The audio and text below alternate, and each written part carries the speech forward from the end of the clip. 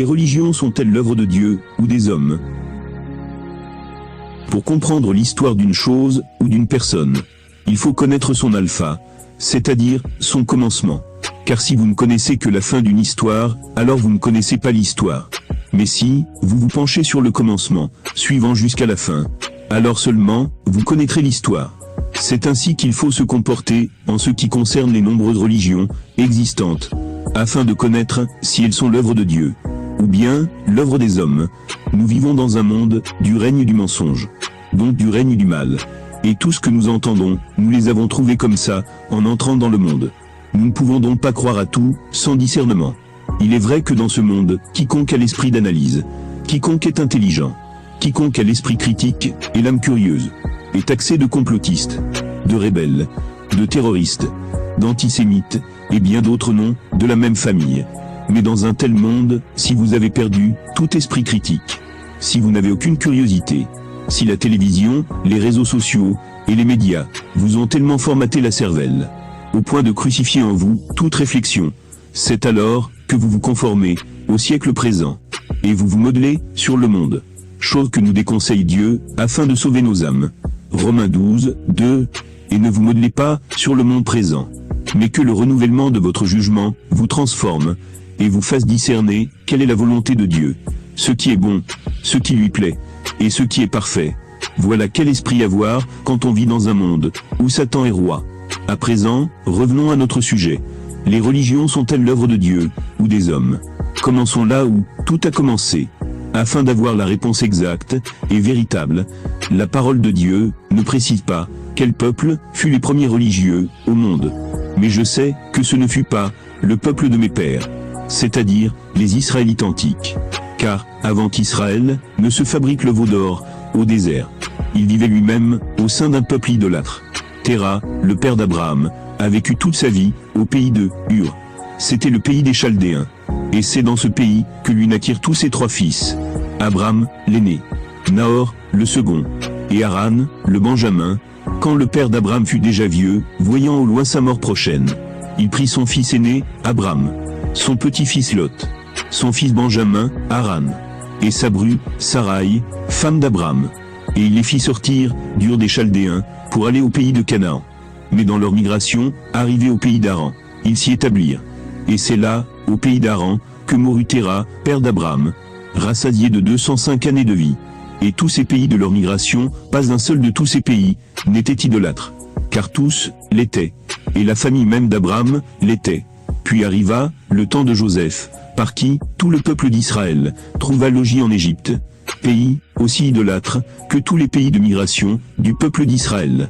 En tout cela, on voit qu'Israël antique, nos pères, ne furent pas le premier peuple idolâtre du monde, car les Chaldéens, les Cananéens, les Égyptiens, les Hittites, les Girgashites, les Amorites, les Périzites, les Hivites et les Jébuséens étaient en ce temps-là des nations plus nombreuses, plus puissantes et idolâtres, avant même qu'Israël ne soit esclave en Égypte.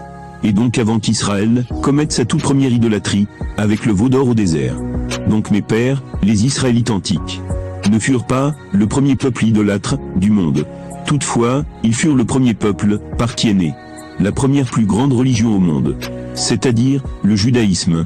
Et qui est l'auteur de ce judaïsme, de cette première plus grande religion née dans le monde? Est-ce Dieu ou les hommes? Lorsque Dieu Yahvé s'est révélé à Moïse, à la montagne de Dieu, l'Horeb, il lui a donné 10 paroles à transmettre au peuple, 10 paroles que le peuple devait observer, garder et vivre, donc mettre en pratique. Dieu ne lui a pas dit « Va dire au peuple de créer une religion, va dire au peuple de créer le judaïsme ». Non, Dieu lui a juste donné 10 paroles, 10 règles à observer pour avoir une bonne vie, sainte, loin du mal, afin de vivre une vie sans guerre, etc. Et toutes les 10 paroles étaient toutes en ce sens. Dieu a dit « Tu n'auras pas d'autre Dieu devant moi. Tu ne prononceras pas le nom de Yahvé ton Dieu à faux, comme le font les religions, les pasteurs qui extorquent le peuple au nom de Dieu. » Alors que la parole de Dieu dit très clairement. Acte 17, 24 à 25. Le Dieu qui a fait le monde et tout ce qui s'y trouve, lui, le Seigneur du ciel et de la terre, n'habite pas dans des temples faits de mains d'hommes. Il n'est pas non plus servi par des mains humaines, comme s'il avait besoin de quoi que ce soit. lui qui donne à tous la vie, le souffle, et toute chose. Tu te souviendras du jour du sabbat, pour le sanctifier. Honore ton père et ta mère. Tu ne tueras pas. Tu ne commettras pas d'adultère. Tu ne voleras pas. Tu ne porteras pas de témoignage mensonger contre ton prochain. Tu ne convoiteras pas la maison de ton prochain. Tu ne convoiteras pas la femme de ton prochain. Voilà les paroles que Dieu a données à Moïse, pour tous les peuples du monde. Si ces paroles étaient toujours observées et vécues par tous, alors, il n'y aurait jamais eu de mauvais gouvernement qui tyrannise les peuples. Il n'y aurait jamais eu des guerres et des famines, etc. Ce n'était que des paroles. Dieu n'a donné que sa parole, rien de plus. Et si les hommes mettaient en pratique cette parole, alors, l'homme vivrait une vie paisible et heureuse, et mourrait en paix, rassasié d'années. Dieu n'est ni le fondateur, ni le créateur d'aucune religion, pas même du judaïsme que les pharisiens ont créé, moyennant sa loi de vie, qu'il a donnée pour tous les peuples. Alors pendant que Moïse était dans l'intimité avec Dieu, sur la montagne, en train de recevoir la loi de vie, l'esprit religieux égyptien, dont le peuple en était imprégné, après son long séjour d'esclavage, en Égypte, vint emplir le cœur du peuple, et le pousser à faire exactement ce qu'il voyait en Égypte. Exode 32, 1-4. Quand le peuple vit que Moïse tardait à descendre de la montagne, le peuple s'assembla auprès d'Aaron, et lui dit, « Allons, fais-nous un Dieu, qui aille devant nous. Car ce Moïse, l'homme qui nous a fait monter du pays d'Égypte, nous ne savons pas ce qui lui est arrivé. » Aaron leur répondit, « Ôtez les anneaux d'or, qui sont aux oreilles de vos femmes, de vos fils et de vos filles, et apportez-les-moi. » Tout le peuple ôta les anneaux d'or, qui étaient à leurs oreilles, et ils les apportèrent à Aaron. Il reçut l'or de leurs mains, le fit fondre dans un moule, et en fit une statue de veau. Alors ils dirent, « Voici ton Dieu, Israël, celui qui t'a fait monter du pays d'Égypte. » Voilà la naissance du judaïsme. En fait, le judaïsme n'aurait jamais dû exister, si pour échapper à la famine, Jacob ne descendit en Égypte. Et si une fois en Égypte, Pharaon n'avait asservi Israël, pour faire de son pays l'Égypte, un empire puissant. De fait, le judaïsme fut inspiré des Égyptiens. C'est l'esprit religieux égyptien, dont les Israélites en étaient imprégnés, après autant d'années vécues, parmi un peuple idolâtre, qui a poursuivi les Israélites, une fois sortis du pays. Ils étaient tellement imprégnés, des manières égyptiennes, du culte idolâtre égyptien, qu'ils avaient mis leur foi. Tout comme les Égyptiens, dont ils étaient esclaves, ils avaient appris à ne croire qu'à ce qui est tangible, visible et palpable. Acte 7, 40-43. Ils dirent à Aaron, « Fais-nous des dieux qui marchent devant nous. Car ce Moïse, qui nous a fait sortir du pays d'Égypte, nous savons ce qui lui est arrivé. » Ils fabriquèrent un veau en ces jours-là, et offrirent un sacrifice à l'idole. Et ils célébraient joyeusement l'œuvre de leurs mains. Et comme Dieu n'est pas le fondateur d'aucune religion, alors cela lui déplut fortement. Car faire des religions, c'est abandonner Dieu. C'est se détourner de Dieu. C'est adorer des faux dieux, étrangers au vrai Dieu. Car Dieu n'a donné que sa parole, avec rien autour. Dieu n'a jamais voulu que l'homme ait des lieux de culte. Parce qu'il sait que cela rendrait les hommes hypocrites. Car avec des lieux de culte, on est bien vite hypocrite envers Dieu. Parce que, croyant que Dieu n'est que dans le lieu de culte. Lorsque l'homme est en dehors de ce lieu, alors il vit comme si Dieu n'existe pas. Et ça, il suffit de regarder aux religieux, pour le voir. Et c'est cette hypocrisie-là que Dieu a voulu éviter, aux hommes, en ne donnant que sa parole seule, sans rien avec, et autour. Mais l'homme a préféré créer des religions, au profit de sa chair, mais pour la perte de son âme. Créer des religions, pour s'éloigner du vrai Dieu. Et c'est pourquoi Dieu a toujours haï toute forme de religion. Quel que soit le nom qu'elle se donne. C'est des religions. Et c'est pour la même raison que Christ était contre les religieux. Parce que les religions éloignent de Dieu. Les religieux se créent leur propre Dieu. Chacun sait le voir aujourd'hui, plus que jamais. Chaque religion a son Dieu. Le Dieu des bouddhistes, c'est Bouddha. Le Dieu des catholiques, c'est une soi-disante Marie. Le Dieu des protestants évangéliques, c'est un soi-disant Jésus. Le Dieu des musulmans, c'est Allah, etc. Chacune a son Dieu propre, façonné à son goût, afin de faire affront au vrai Dieu, et le rejeter. Et comme Dieu n'est pas le Dieu des religions, et qui n'est pas non plus le fondateur des religions, et qui les a en horreur, alors Dieu se détourna d'eux, et les livra au culte de l'armée du ciel, ainsi qu'il est écrit au livre des prophètes. M'avez-vous donc offert victime, et sacrifice pendant 40 ans au désert, maison d'Israël?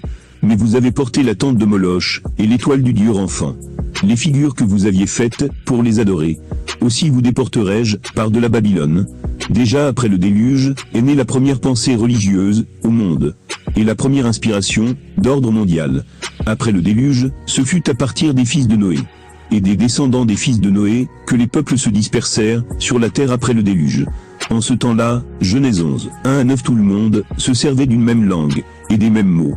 Comme les hommes se déplaçaient à l'Orient, ils trouvèrent une vallée, au pays de Shinéar, et ils s'y établirent. Ils se dirent l'un à l'autre, allons, faisons des briques, et cuisons-les au feu. La brique leur servit de pierre, et le bitume leur servit de mortier. Ils dirent, allons, bâtissons-nous une ville et une tour, dont le sommet pénètre les cieux. Faisons-nous un nom, et ne soyons pas dispersés sur toute la terre. Alors que c'était la volonté de Dieu que les hommes se dispersent sur la terre, et l'emplissent. Mais par rébellion à Dieu, les générations qui naquirent après le déluge, voulurent faire leur propre volonté, au mépris de celle de Dieu. Or Yahvé descendit pour voir la ville, et la tour que les hommes avaient bâtie. Et Yahvé dit, voici que tous font un seul peuple, et parlent une seule langue. Et tel est le début de leurs entreprises. Maintenant, aucun dessein ne sera irréalisable pour eux. Allons, descendons. Et là, confondons leur langage, pour qu'ils ne s'entendent plus les uns, les autres.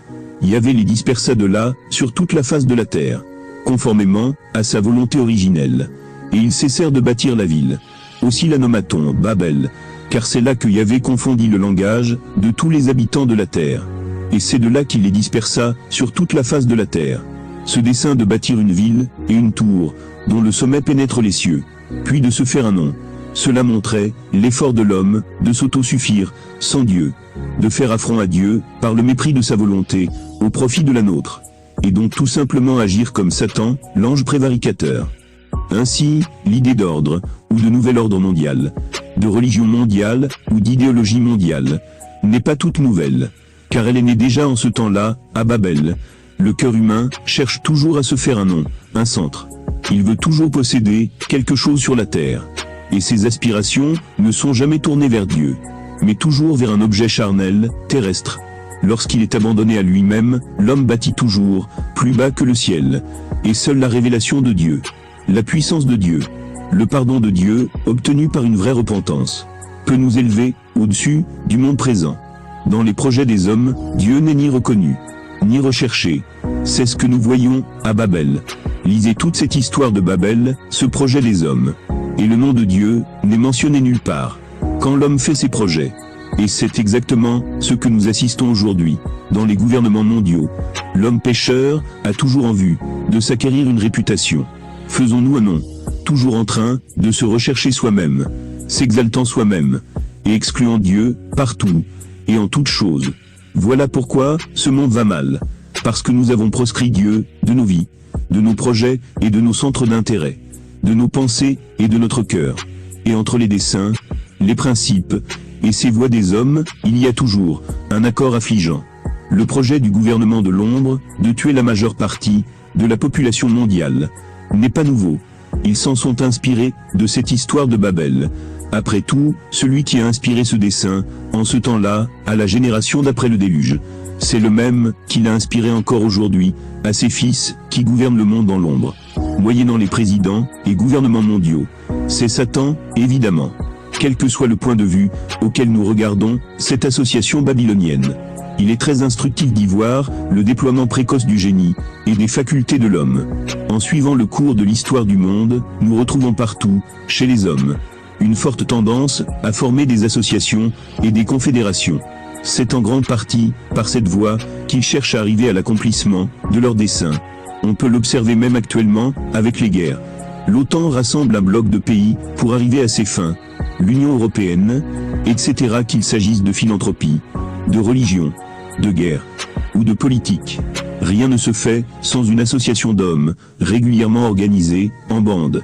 Et tout cela n'est que la continuation de la tour de Babel. La parole nous montre à la fois le plan, le but, la tentative elle-même, et la ruine de cette association.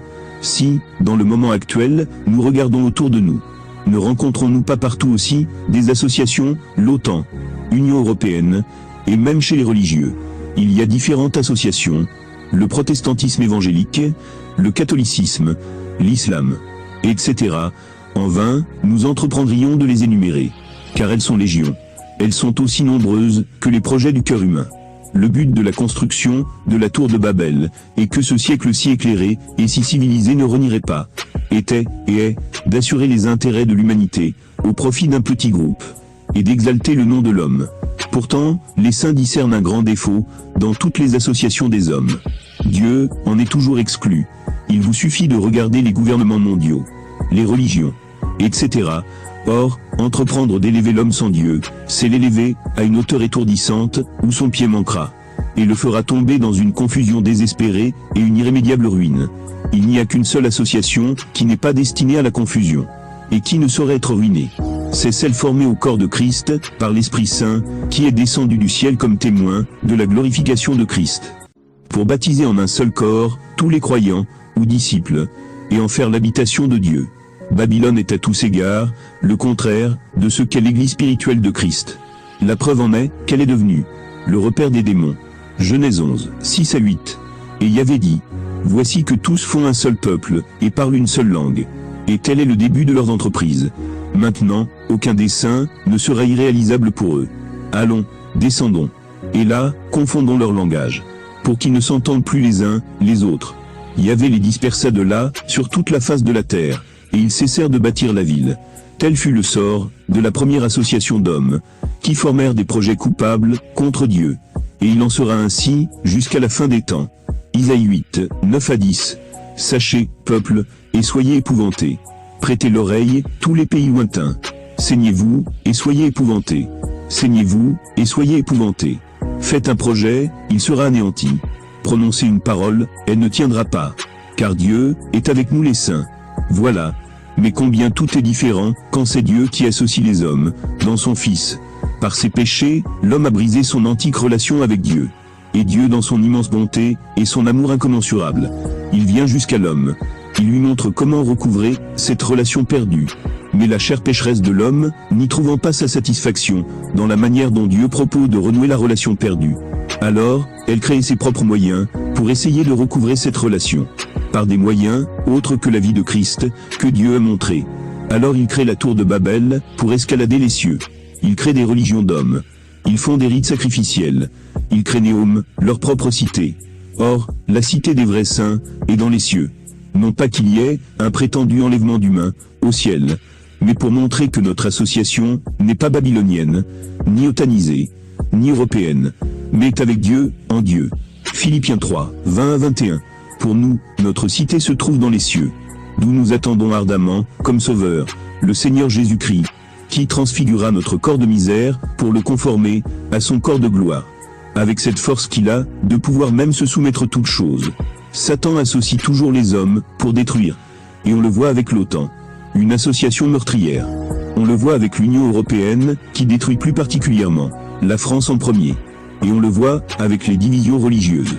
Toujours dans le but, non d'unir pour construire, non d'unir pour plaire à Dieu, mais unir pour affronter Dieu, unir dans le but d'aller contre la volonté de Dieu, unir pour contrecarrer les desseins de Dieu, unir pour lutter contre Dieu, unir pour faire obstacle au plan de Dieu, comme s'ils en sont capables.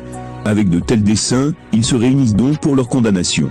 Or, Dieu aussi associe les hommes, mais selon ses principes à lui, au bonheur de l'homme. Contrairement à Satan, Dieu n'associe pas pour détruire. Dieu n'associe pas pour bâtir Babel, ni pour un nouvel ordre mondial tyran, ni pour une religion ou idéologie mondiale dans laquelle tous les vices de l'homme sont exaltés. Mais Dieu associe les hommes en un seul corps de son Fils, avec Dieu comme centre, dans le but de nous donner, en réalité un même langage spirituel, de l'Esprit Saint féminin de Dieu, un même centre d'intérêt, Dieu, une même foi, une même espérance, une même vie sainte, dans le but de nous rassembler en Christ, de telle sorte qu'on ne soit plus jamais dispersé et confondu, dans le but de nous donner le nom de Dieu, et sa cité qui durera toujours, et dont le fondement impérissable soit posé dans les cieux, mais temporellement bâti sur la terre, par la toute-puissante main de Dieu, lui-même, dans le but de nous réunir autour de la glorieuse personne de son Christ, ressuscité et glorifié, afin que tous ensemble, nous magnifions et adorons le Père éternellement, sans religion aucune, de nous bâtir une ville, une Jérusalem nouvelle, un Israël nouveau, débarrassé de tout faux juif de nom, un Israël complètement dénazifié de tout faux juif, une cité céleste, et non pas une tour de Babel, dont le sommet pénètre les cieux, mais une relation avec connexion illimitée à Dieu, une terre dont il n'y aura plus de firmament, pour la séparer d'avec les cieux, où tous les peuples du monde n'auront plus qu'une seule langue, comme au commencement, et les mêmes mots, car les divers dialectes, les divisions de langue, sont l'expression du jugement de Dieu. C'est parce que les hommes se sont rébellés contre Dieu, en refusant d'emplir la terre, selon le commandement de Dieu, mais de construire Babel, afin de s'y grouper contre Dieu, que Dieu a divisé les langues. S'il n'avait pas bâti Babel, tous les peuples du monde auraient gardé jusqu'à nos jours la même langue et les mêmes mots. Ainsi toute organisation ou association d'hommes contre les plans de Dieu finissent par la confusion. Mais l'association de Dieu finit par la gloire. L'association de Dieu est faite par l'Esprit Saint, le féminin de Dieu, car c'est l'Esprit Saint qui unit jusqu'à même le Père, Dieu, et le Fils, Christ, et a pour objet l'exaltation de Christ, et l'adoration et la louange de Dieu. Mais l'association des hommes est faite par l'énergie profane, des hommes déchus, et a pour objet l'exaltation de l'homme. Faisons-nous un nom, dirent-ils. L'âme ne saurait jamais en tirer un profit salutaire dans une organisation, association ou religion d'hommes. Les doctrines les plus intéressantes, aussi bien que la connaissance la plus approfondie des Écritures, peuvent laisser le cœur stérile et froid, sans aucun bon fruit, parce que c'est Christ, c'est Dieu qu'il faut chercher à tâtons et trouver dans la parole, et non dans les religions d'hommes déchus. Et quand nous l'avons trouvé, il faut nous nourrir de lui, par la foi, afin que nous recevions la fraîcheur, l'onction et la puissance de vie dont nos âmes ont un si grand besoin dans ces jours de froid formalisme. Ne laisse pas le capitalisme, le monde, le péché, les médias et les religions endormir ton âme. De quel profit en effet peut être un sec islam, un sec catholicisme, un sec protestantisme, privé de Christ vivant, connu dans toute sa puissance et toute l'excellence de sa personne? La saine doctrine, donc la vérité, est sans contredit, d'une immense importance, à nos jours mauvais. Et tout fidèle disciple de Christ se sentira impérieusement appelé à conserver le modèle des saines paroles de Dieu.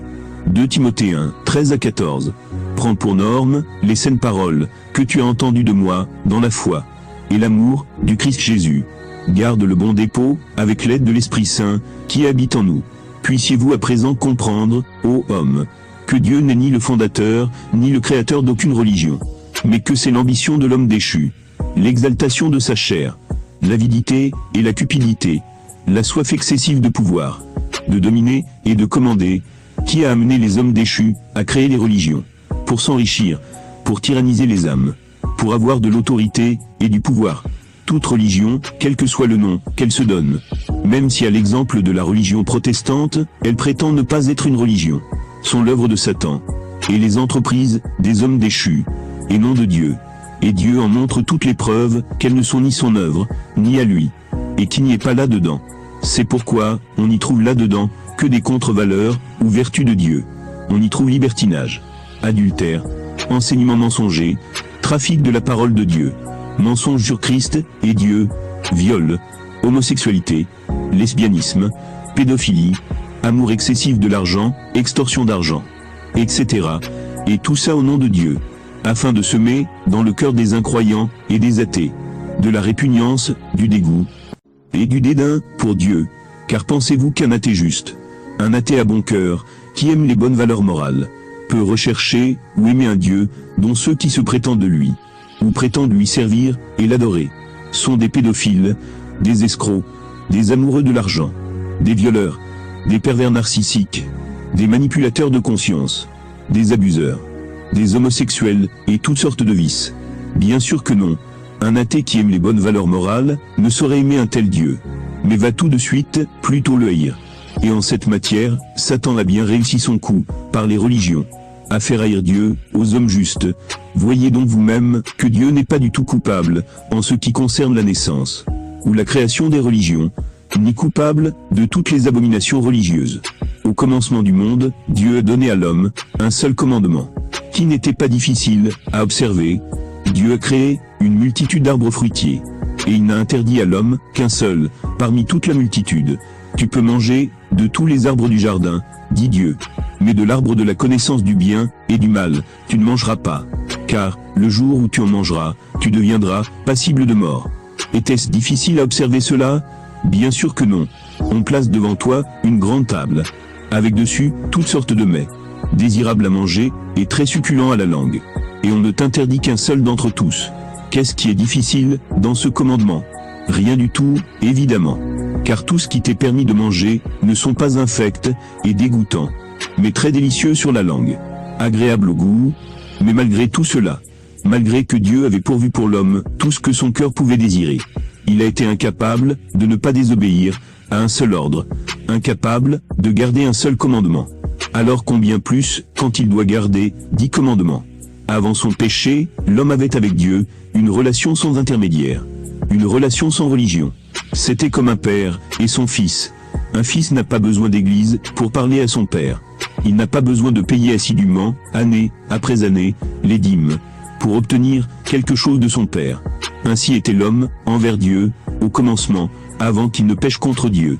Et si au commencement, l'homme venait à pécher contre Dieu, Dieu ne lui a pas dit « Désormais pour me parler, tu dois aller dans une église. Désormais pour me joindre, tu dois le faire, moyennant un pasteur.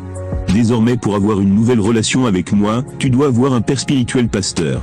Désormais pour recevoir quelque chose de moi, tu dois payer les dîmes aux hommes, qui se font appeler pasteurs. Désormais pour pouvoir me joindre, tu dois m'offrir des sacrifices. Tu dois créer des dénominations religieuses. Non, Dieu a dit, si tu pèches contre moi, si tu désobéis à mon commandement, tu deviendras passible de mort. C'est tout, car le salaire du péché, ce n'est pas un prétendu enlèvement des religieux au ciel. Le salaire du péché, ce n'est pas un prétendu salut religieux. Mais le salaire du péché, c'est la mort. Point. Dieu a dit, si tu pèches, tu mourras. Et non si tu pèches, tu feras des religions. Si tu pèches, tu mourras. Et non si tu pèches, tu paieras les dîmes aux pasteurs autoproclamés, par leur religion, créée par leur cupidité. Les religions ne sont donc pas l'œuvre de Dieu.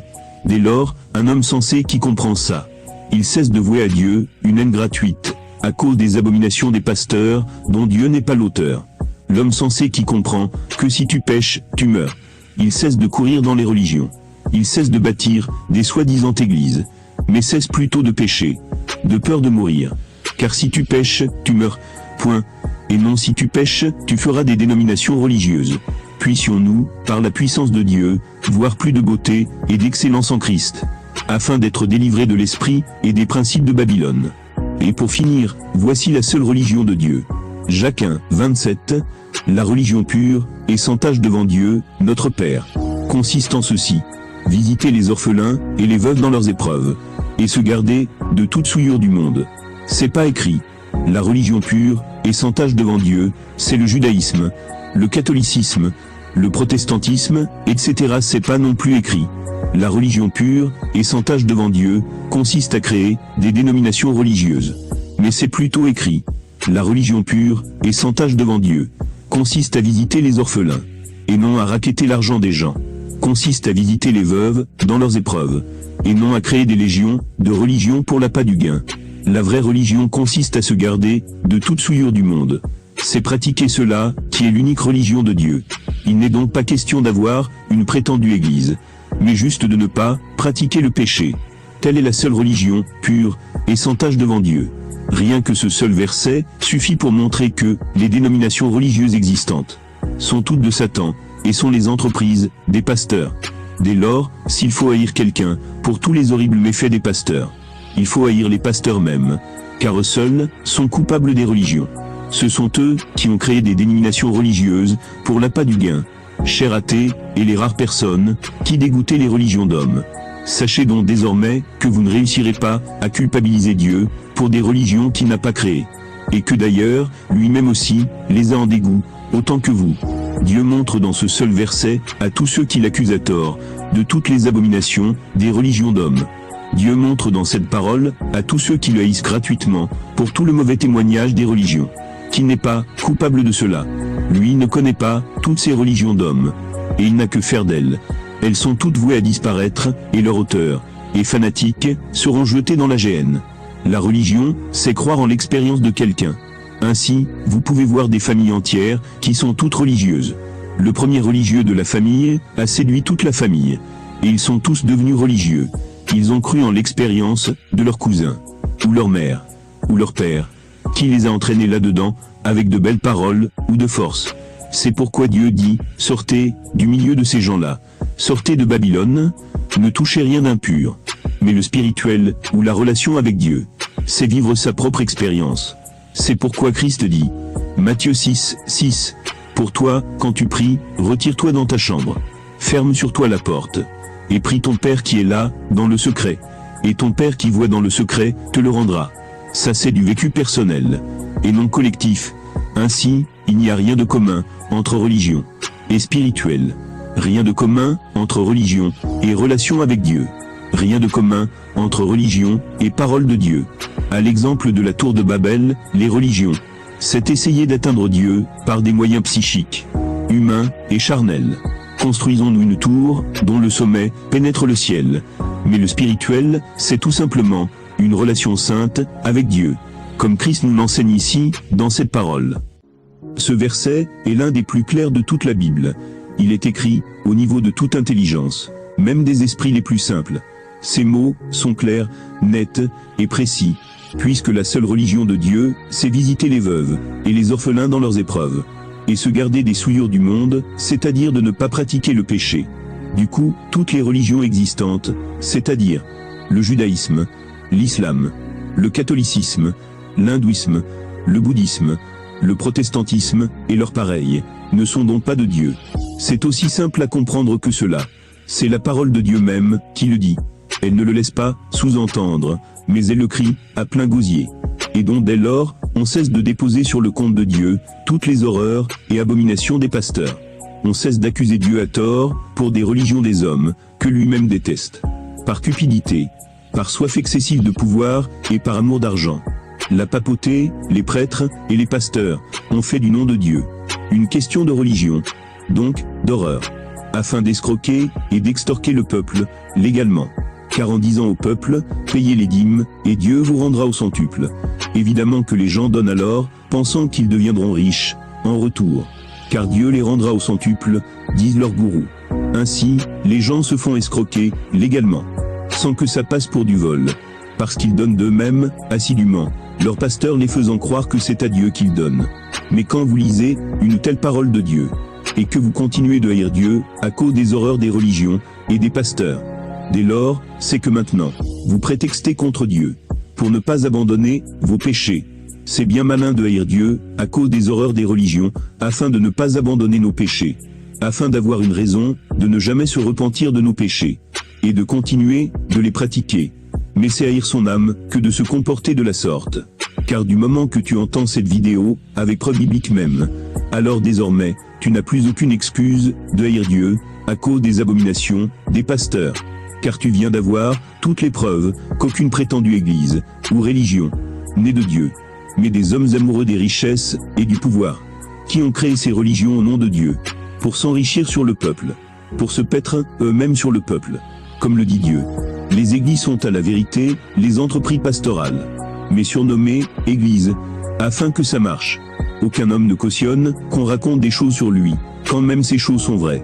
Pourtant, en ce siècle, les hommes s'accordent la liberté de raconter tant de mensonges sur Dieu, de commettre des abominations en son nom, d'extorquer l'argent des gens en son nom, de piller le peuple en son nom, afin que les gens ne voient pas l'extorsion, la manipulation et le pillage, sous couvert du nom de Dieu. Et ces escrocs, ces amoureux des richesses, pensent-ils qu'ils seront impunis? Bien sûr que non. Ils passeront au jugement, seront rigoureusement jugés, et sévèrement châtiés, d'une perte éternelle. Exode 20, 7. Tu ne prononceras pas le nom de Yahvé ton Dieu, à faux. Car Yahvé ne laisse pas impuni celui qui prononce son nom, à faux.